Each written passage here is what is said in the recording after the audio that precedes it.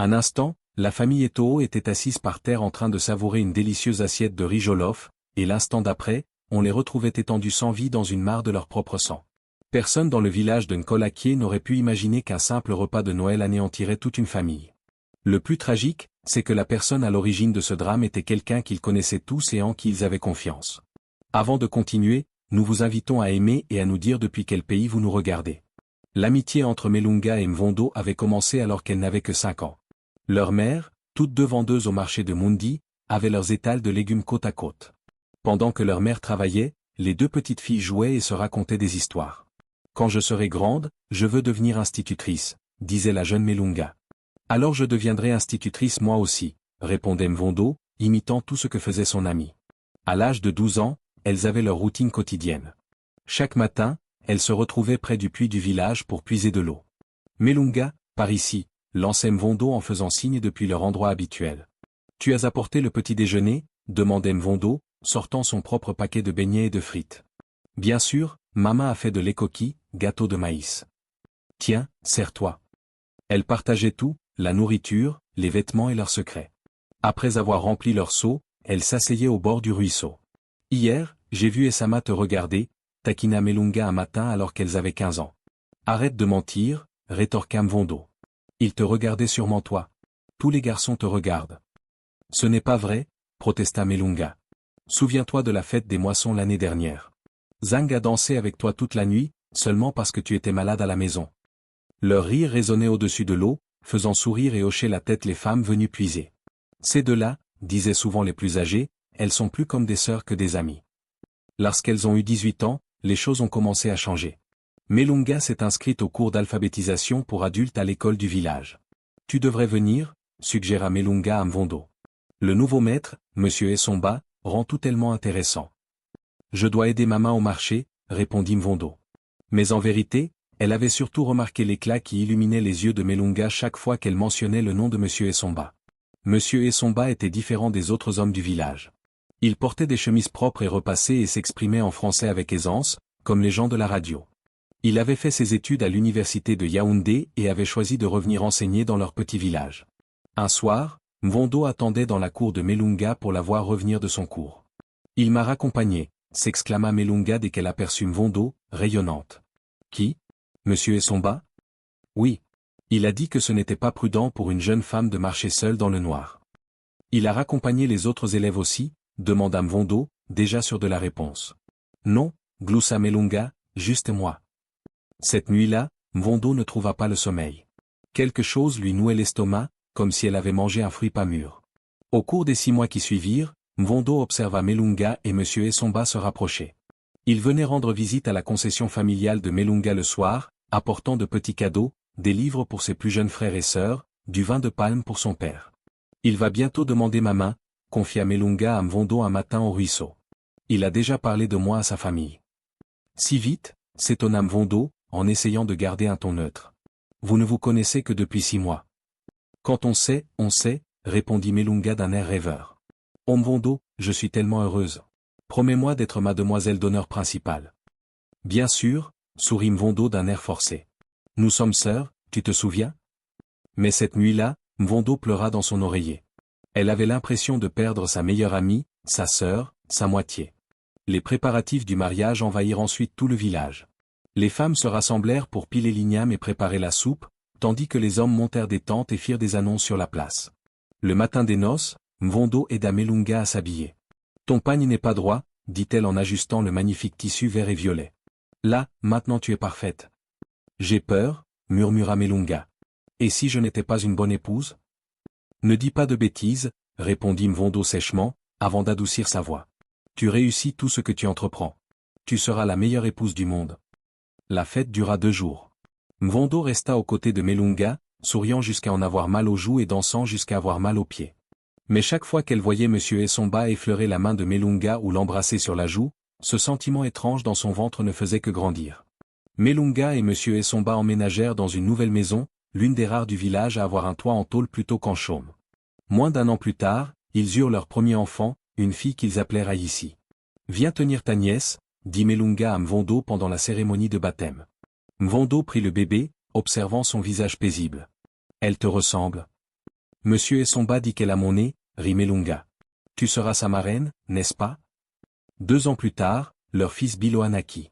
Pendant ce temps, Mvondo vivait toujours dans la concession de son père, aidant sa mère au marché.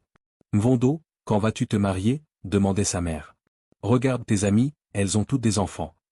Laisse-moi tranquille, maman, répliquait Mvondo. Le mariage, ce n'est pas indispensable. Pourtant, elle voyait bien la vie de Melunga s'embellir jour après jour. Monsieur Essomba avait été promu directeur d'école. Ils achetèrent une télévision, puis un réfrigérateur. Leurs enfants allaient à l'école chaussée, alors que d'autres restaient pieds nus. Chaque fois que Mvondo leur rendait visite, il y avait quelque chose de nouveau à découvrir. Regarde ce que monsieur Essomba m'a offert, s'enthousiasma Melunga, exhibant ses nouveaux bijoux et ses pagnes. C'est très joli, répondait Mvondo. Mais au fond d'elle, son cœur s'assombrissait un peu plus chaque jour. Un soir, environ un mois avant ce funeste Noël, Mvondo surprit 2 femmes en train de bavarder au marché. As-tu vu le nouveau pagne de Melunga? De la pure soie venue de Douala. Son mari la gâte. Tu savais qu'il envoie ici en pension en ville l'année prochaine? Certains ont vraiment la baraka. Tout ce qu'elle touche se transforme en or. Cette nuit-là, Mvondo ne put fermer l'œil. Elle faisait les 100 pas dans sa petite chambre, repensant à tout ce que Melunga possédait et qu'elle n'avait pas. Un mari, des enfants, une belle maison, de beaux vêtements, et le respect de tout le village. Ce n'est pas juste, murmura-t-elle. Ce n'est pas juste. Le lendemain matin, elle se rendit à l'extrémité du marché où la vieille maman Kulu vendait des herbes et des médicaments. La maison de mon père est envahie de rats, dit-elle à la vieille femme. Ils mangent tout. Maman Kulu scruta son visage un long moment. Des rats, hein, fit-elle. Elle plongea la main sous sa table et en sortit un petit paquet enveloppé dans des feuilles de bananier. Fais attention, c'est très fort. Juste une pincée suffira à tuer le plus gros des rats. Combien pour toi? Rien du tout. Mais souviens-toi, sois très prudente. Le matin de Noël se leva dans une lumière éclatante. Mvondo se réveilla tôt et se rendit aussitôt à la cuisine.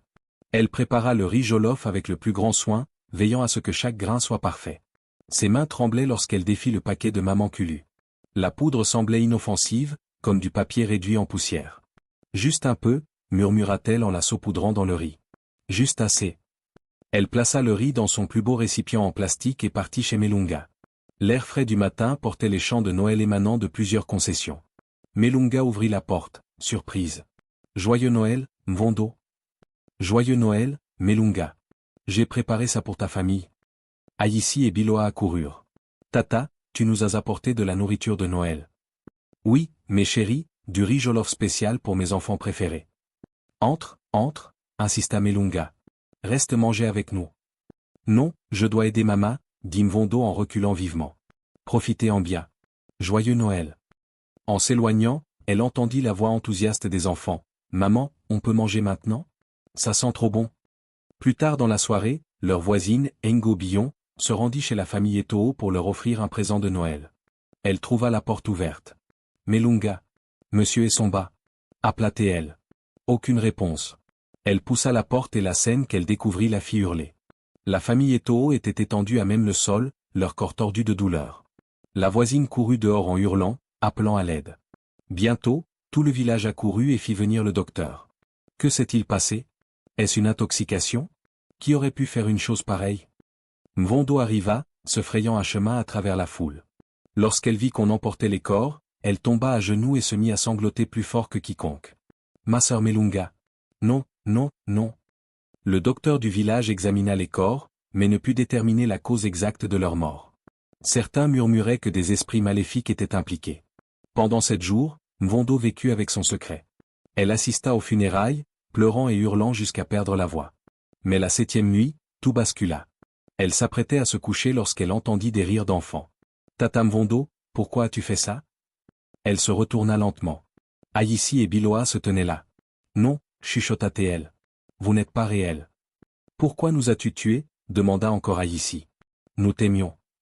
Allez-vous-en, hurla Mvondo. Nous étions sœurs. La voix de Melunga résonna derrière elle. Des sœurs en tout, sauf dans le sang. Pourquoi? Chaque nuit par la suite, ils revenaient la hanter. Le jour, elle entendait leur voix dans le vent, voyait leur visage dans les ombres. Elle cessa de dormir, de manger. Sa mère remarqua son état. Mvondo, qu'as-tu? Tu as l'air malade. Je vais bien, maman, juste un peu fatiguée. Mais elle n'allait pas bien. Le remords la dévorait de l'intérieur, comme des termites rongeant du bois. Les fantômes ne lui laissaient aucun répit. Finalement, elle n'en put plus. Un jour de grand marché, alors que la place du village était pleine de monde, Mvondo surgit de chez elle.